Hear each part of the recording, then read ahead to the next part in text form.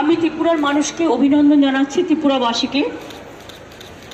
আমি এসছি কথাই বলতে যে যখন কেউ ছিল না, বিজেপির একতরফা অত্যাচার চলছিল এখানে, সে সময় তৃণমূল কংগ্রেস একমাত্র, ইভেন সাংবাদিকরাও দেখেছেন কিভাবে সাংবাদিকদের ওপরও সে সময়টা অত্যাচার হয়েছে।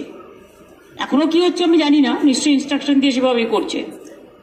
আমাদের লোকেদের ওপর আক্রমণ হয়েছে, এমপিদের গাড়ি ভেঙে দেওয়া হয়েছে, পুরো সুস্মিতা থেকে শুরু করে একেবারে কাকুলি থেকে শুরু করে দোলা সেন থেকে শুরু করে রাজীব ব্যানার্জি থেকে শুরু করে অভিষেক ব্যানার্জি থেকে শুরু করে প্রত্যেকের গাড়ি ভাঙচুর, আক্রমণ, আক্রান্ত, অনেক কিছু হয়েছে।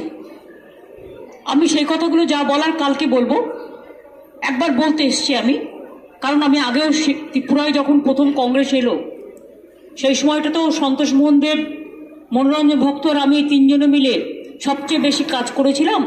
কাজে ত্রিপুরায় আমি একদম সোনামুড়া থেকে শুরু করে কৈলাসহর থেকে শুরু করে আমি সবটাই চিনি।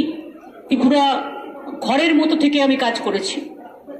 সেদিনেও অনেককে চিনতাম, হয়তো তারা অনেকে হারিয়ে গেছেন, তাদেরও কখনো কখনো মনে মনে খুঁজি। যাই হোক, আমরা এসছি এই কারণে, ত্রিপুরা আমার কাছে নতুন কিছু নয় এবং ত্রিপুরার মানুষের সাথে বাংলার কানেকশন চিরকালই ছিল, আছে এবং থাকবে। ওরা আমাদের বড় আপনজন। যখন তোমার কেউ ছিল না তখন ছিলাম আমি, এই কথাটা বলতে এসছি।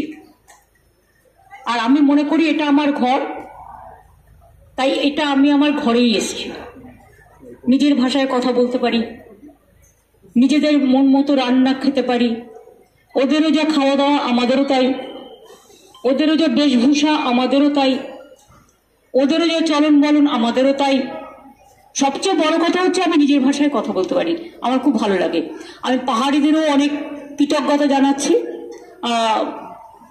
ওরা পাহাড়িয়া ভাই বোনেরা যারা আছেন তারাও ভালো থাকুন এবং বাদবাকি আমাদের বাঙালি ভাই বোনেরাও যারা আছেন, উদ্বাস্তু থেকে শুরু করে হিন্দু, মুসলমান, শিখ, খ্রিস্টান, বৌদ্ধ থেকে শুরু করে সবাইকেই আমি অনেক অনেক ধন্যবাদ এবং অভিনন্দন জানাচ্ছি।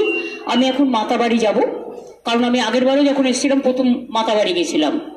তাই আমি এখন ত্রিপুরেশ্বরী মন্দির, আপনারা জানেন বিশ্বকবি রবীন্দ্রনাথ ঠাকুরের বিখ্যাত রাজর্ষি উপন্যাসের একটা ধারা, এবং আমরা এটা ছোটবেলা থেকেই জানি। সুতরাং ওখানে পুজো দিয়ে আমি আজকে কোনো পলিটিক্যাল প্রোগ্রাম করব না। আগামীকাল আমাদের মিছিল আছে। আমি সবাইকে বলবো সবার সাথে দেখা হবে। ভালো থাকবেন।